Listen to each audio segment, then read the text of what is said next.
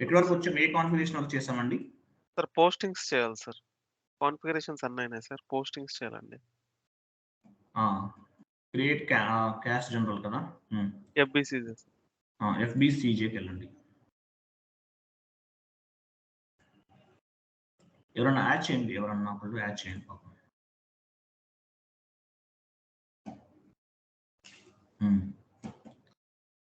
FBCJకెళ్లారు కదా!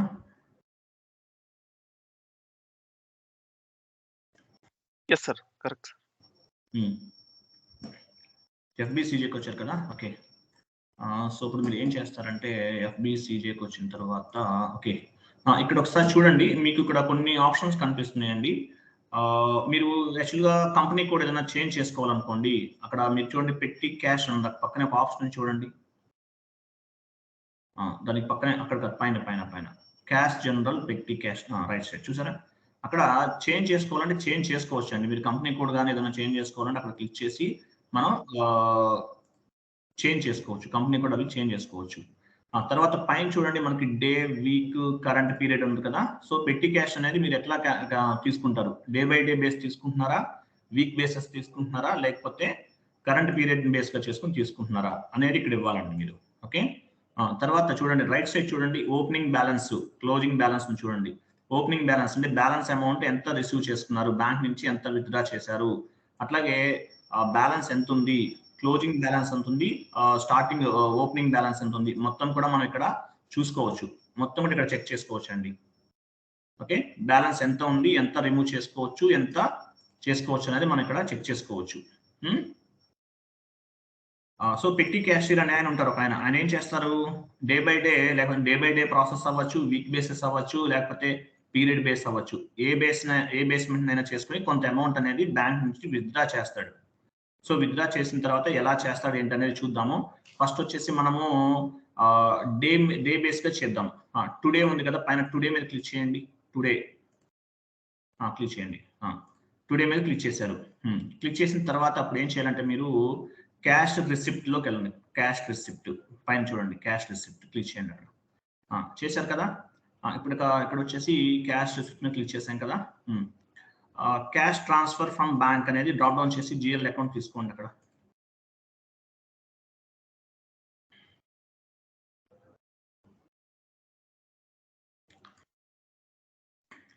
ఇవ్వండి.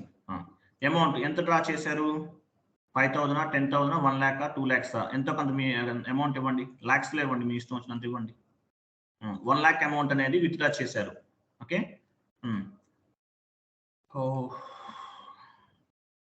Okay. Right. So, 1,00,000 amount అనేది మీరు విత్‌డ్రా చేశారు అనేది మనకి ఇక్కడ కనిపిస్తుందన్నమాట. ఇప్పుడు ఏం చేస్తారంటే మీరు ఒకసారి జీఎల్ అకౌంట్ దగ్గరికెళ్ళండి. జీఎల్ అకౌంట్ దగ్గర డ్రాప్ డౌన్ చేసి చేయండి ఒకసారి. మనం ఇవ్వకపోయినా వస్తదనుకుంటా ఆటోమేటిక్‌గా. Cash transfer from GL account ఉందా? అది ఇవ్వండి. ఇవ్వాల్సిన అవసరం లేదు. ఇవ్వండి చెప్తాను ఒకసారి. అవసరమైతే మార్చుతాను. వెయిట్. ఇంకేం అవసరం లేదు. 1 మినిట్ ప్లీజ్. ఓకే. ఒక్కసారి ఎంటర్ కొట్టండి.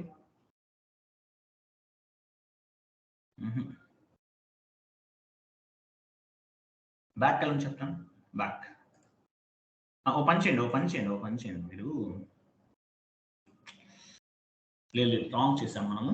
ఓ పని చేయండి. స్లాష్ ఎన్ని చేయండి. అది క్లోజ్ చేసేద్దాం. స్లాష్ ఎన్ని. వెయిట్. అలాగే ఉంచండి. ఓ పని చేయండి. ఇక్కడ పైన పోస్ట్ అని ఉంది చూడండి. పోస్ట్ ఆప్షన్ క్లిక్ చేయండి. POST పోస్ట్. మీ కర్సర్ ఉంది సునీల్ గారు అక్కడే. సునీల్ గారు కంటిన్యూ చేయండి. వెయిట్. కరెక్ట్‌గా చేసాం. చూడండి అక్కడ వెయిట్. అక్కడ గ్రీన్ సింబల్ ఉంది. చూసి బ్యాలెన్స్ అమౌంట్ 1,00,000 యాడ్ అయిపోయింది కదా! అక్కడ గ్రీన్ సింబల్ ఉంది. ఆ గ్రీన్ సింబల్ అనేది అట్లా రావాలండి. అలా వస్తేనే కరెక్ట్‌గా చేసినట్టు మనం. 1,00,000 మనం విత్‌డ్రా చేసాం. మనకి టోటల్ క్యాష్ యాడ్ అయిపోయింది అకౌంట్‌లో చూపించింది పైన. బ్యాంక్ బ్యాలెన్స్‌లో ఎంత ఉంది? 1,00,000 ఉందండి. క్లోజింగ్ బ్యాలెన్స్ 1,00,000 ఉంది. లాస్ట్‌లో కూడా క్యాష్ ట్రాన్స్‌ఫర్ 1,00,000 రెండు సేమ్ టు సేమ్ ఉంది. అంటే ఏం చేసాం మనం ఇక్కడ 1,00,000 అమౌంట్ అనేది మనం బ్యాంక్ నుంచి విత్‌డ్రా చేసాము అనే పాయింట్ ఒకసారి గుర్తుపెట్టుకోండి. ఇప్పుడు ఏం చేస్తారంటే మీరు ఇది ట్రాన్సాక్షన్ చేయాలి కాబట్టి క్యాష్ ట్రాన్స్‌ఫర్ ఫ్రమ్ బ్యాంక్ అనేది సెలెక్ట్ చేసుకోండి. ఆ 1,00,000 అమౌంట్‌కి అది మొత్తం.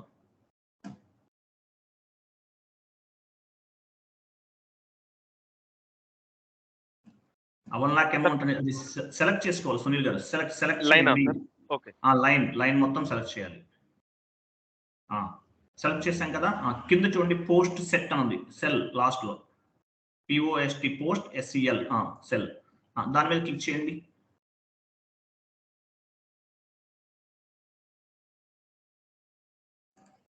పోస్ట్ సెల్ మీద క్లిక్ చేశారు కదా! రైట్. ఇప్పుడు చూడండి మనకి మొత్తం డేట్స్ అవన్నీ వచ్చేసినాయి కదా! రైట్. సో, మనం ఇక్కడ ఏం చేసామంటే 1 లాక్ అమౌంట్ అనేది బ్యాంక్ నుంచి విత్‌డ్రా చేసుకున్నామండి. ఓకే. నెక్స్ట్ ఇంకోటి చేద్దాం. కస్టమర్ నుంచి పేమెంట్ వచ్చిందనుకుందాం ఎగ్జాంపుల్. కస్టమర్ నుంచి పేమెంట్ రిసీవ్ అయిందనుకుందాం. కిందకి రండి. కిందకొచ్చేసి ఇక్కడ payment from customer. Example payment ఎవరో కస్టమర్ ఇచ్చారు మనకి. ఎంతో కొంత ఇవ్వండి మీ ఇష్టం. Payment from customer. ఇక్కడ ఎంత ఇస్తారు? ఒక 10,000 ఇస్తారా? మీ ఇష్టం ఎంతో కొంత ఇవ్వండి. లైన్ ఐటెమ్ సెలెక్ట్ చేసుకోండి. జీఎల్ అవసరం లేదు. లైన్ ఐటెమ్ సెలెక్ట్ చేసుకోండి. లైన్ మొత్తం సెలెక్ట్ చేసుకోండి సునీల్ గారు.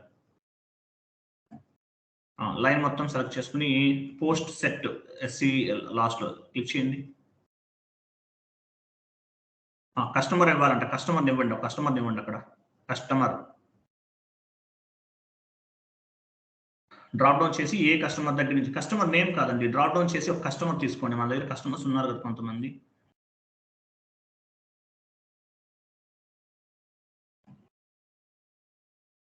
ఏదో కస్టమర్ ఇచ్చేయండి. ఎంటర్ కొట్టండి. పోస్ట్ మీద క్లిక్ చేయండి. పోస్ట్. చూసారా అట్లా రావాలండి. సో, మనకి ఇప్పుడు పేమెంట్ ఎంత అయింది? 25,000 వచ్చింది. టోటల్ బ్యాలెన్స్ అమౌంట్ ఎంత ఉంది? పెస్టి క్యాష్ దగ్గర 1,25,000 ఉందండి. Total amount. ఓకేనా? టోటల్ అమౌంట్ 1,25,000 ఉంది. మొత్తం అమౌంట్ అంటే బ్యాంక్ నుంచి 1,00,000 విత్‌డ్రా చేసాము. అట్లాగే ఒక 25,000 అనేది కస్టమర్ ఇచ్చారు. టోటల్‌గా మన దగ్గర ఎంత ఉంది? 1,25,000 అమౌంట్ ఉంది. ఓకేనా? సో, ఇది మన దగ్గర ఉన్నటువంటి క్యాష్ అన్నమాట. ఇప్పుడు పేమెంట్ చేద్దాం. ఎవరికైనా పేమెంట్ చేయాలి ఎగ్జాంపుల్. పెట్టి క్యాషియర్‌లు ఏదైనా పేమెంట్ చేస్తారు. సో, పేమెంట్ ఎలా చేయాలనేది చూద్దామండి. మన దగ్గర ఇప్పుడు ఓన్లీ బ్యాలెన్స్ మాత్రం 1,25,000 ఉంది. సో, నెక్స్ట్ పేమెంట్ చేయాలి. అలాగే మీకు అక్కడ 3 డాట్స్ కనిపిస్తున్నాయి. గ్రీన్‌లో ఉంది చూడండి. ఆ గ్రీన్‌లో ఉంటేనే కరెక్ట్‌గా చేసినట్టు. లేకపోతే ఎక్కడన్నా తప్పు చేసినట్టు. ఇక్కడ ఏదన్నా వస్తే కనుక డాక్యుమెంట్స్ ఫిట్టింగ్ ఎర్రర్ ఒకటే వస్తుంది. ఇంకేం రాదండి. 99% డాక్యుమెంట్స్ ఫిట్టింగ్ ఎర్రర్ తప్ప ఇంకేం రాదు. సో, అది వస్తే కనుక ఎలా చేయాలో చెప్తాను. మీరు నాకు కాల్ చేసి చెప్తాను మీకు నేను. లేకపోతే డాక్యుమెంట్స్ ఫిట్టింగ్ మీకు కాన్ఫిగరేషన్ గుర్తుందా? అంటే కాన్ఫిగరేషన్ కాదు. మీకు పాత్ గుర్తుంటే డైరెక్ట్‌గా చేసేయొచ్చు. లేకపోతే లేదు. ఇప్పుడు క్యాష్ పేమెంట్ చేద్దామండి. మీకు లెఫ్ట్ సైడ్ క్యాష్ రిసిప్ట్స్ పైన క్యాష్ పేమెంట్ ఉంది చూడండి. క్లిక్ చేయండి. క్యాష్ పేమెంట్ అనేది క్లిక్ చేసాం మనం. ఇప్పుడు ఏం చేస్తారంటే మీరు ఏదైనా వెండార్‌కి పేమెంట్ చేసాం అనుకుందాం example. So, vendor payment payment to vendor అనేది తీసుకోండి. దానికోసం మనం జీఎల్ అకౌంట్ క్రియేట్ చేసుకున్నాం. అమౌంట్ ఎంత ఇస్తారు? మీ ఇష్టం. 10,000 అనేది అమౌంట్ అనేది ఇచ్చామన్నమాట. వెండార్‌కి ఇచ్చాము. తర్వాత వెండార్ కూడా ఒక సెలెక్ట్ చేసుకోండి వెండార్‌ని. రైట్ సైడ్ అక్కడ అదేం అవసరం లేదు. జీఎల్ అవసరం లేదు. డైరెక్ట్‌గా వెండార్ సెలెక్ట్ చేసుకోండి.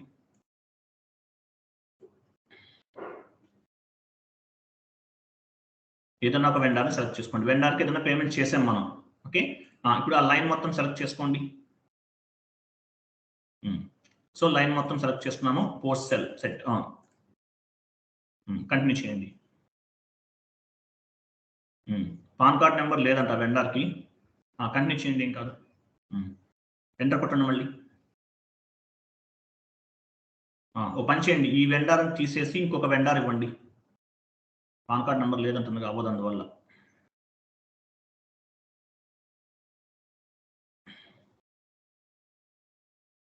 ఇంకొక వెండార్ ఇవ్వండి. పైన మార్చండి. పైన అక్కడ కాదు సునీల్ గారు ఫస్ట్‌లో వెండార్ మార్చండి. సార్ ఇక్కడ గ్రే అవుట్ అయిపోయింది. గ్రే అప్పుడు అవుట్ ట్రై చేయండి ఒకసారి.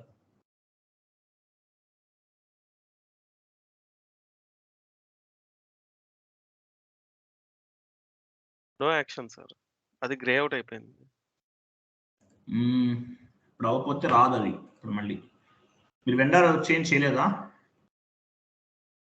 సరే అమౌంట్ అయితే డిడక్ట్ అయిందా పైన? 10,000 డిడక్ట్ అయినట్టుంది కదా! Yes sir. 500 it's like discount తీసుకున్నట్టుంది సార్. సారీ డిస్కౌంట్ సరే. అలా ఉంచండి టీడీఎస్ చూద్దాం. అంటారు. అలా ఉంచండి, చూద్దాం, ఏం కాదు, అలా ఉంచండి. ఓకేనా? మీరు పాన్ కార్డ్ నెంబర్ ఇస్తే ప్రాబ్లం. ఓ పని చేయండి, మాన్యువల్గా చేయండి, ఒకసారి రిమూవ్ చేయండి, అది మాన్యువల్గా చేయండి. అలా కాదు, మనకి ఇక్కడ డిలీట్ ఆప్షన్ లేదు కదా. మాన్యువల్గా సార్ ఇక్కడ వెండర్ చేంజ్, ఉంది sir. Vendor delete change. Line. Delete line ఉంది సార్. చేయండి, డిలీట్ చేయండి. ఎస్ అని చూద్దాం. ఇప్పుడు వేరే వెండర్ ఇవ్వండి.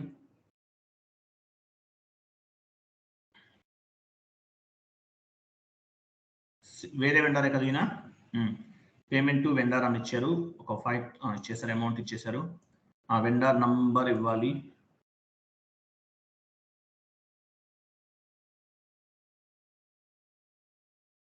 Yes sir. ఇచ్చారా? సెలెక్ట్ చేసుకోండి.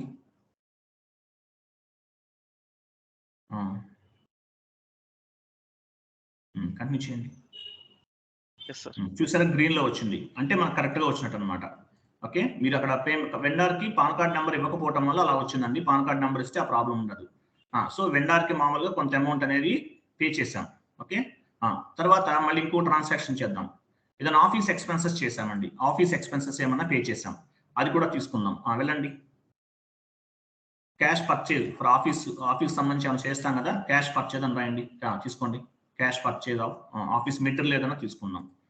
ఇది కూడా ఒక పైన అమౌంట్ డిడక్ట్ అయింది కదా, ఆల్మోస్ట్ చెక్ చేసుకోండి పైన. ఇక్కడ ఒక 15,000 ఇచ్చారు కదా. ఓకే, ఇచ్చారు కదా, ఇంకేం అవసరం, ఇక్కడ ఏం అవసరం లేదు ఇంకా యాక్చువల్గా. సెలెక్ట్ చేసుకుని పోస్ట్ సెట్ కొట్టండి, కంటిన్యూ.